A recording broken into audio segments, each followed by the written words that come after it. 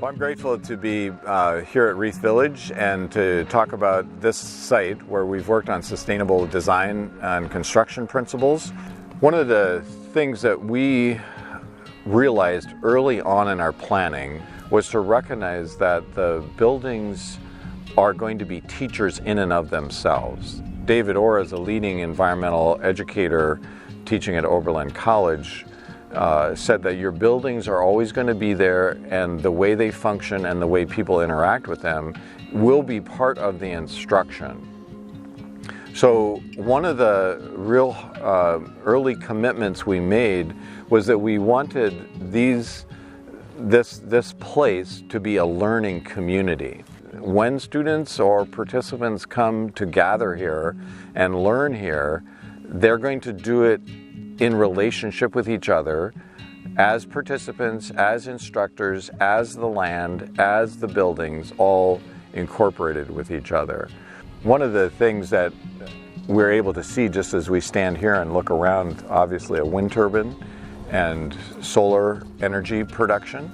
I typically refer to those things last in presentations. There's the assumption that that's what made these buildings green.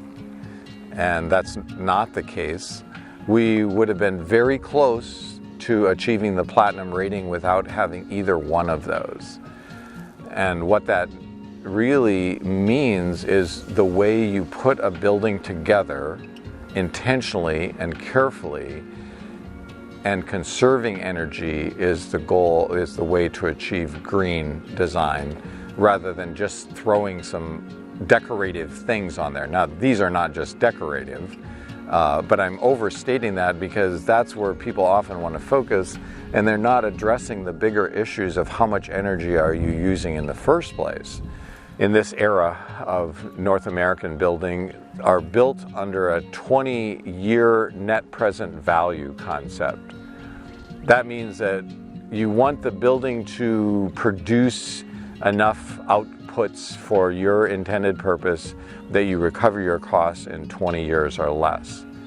And then you can basically discard your building and go on and make another one and do that all over again, and you keep having a good return on investment.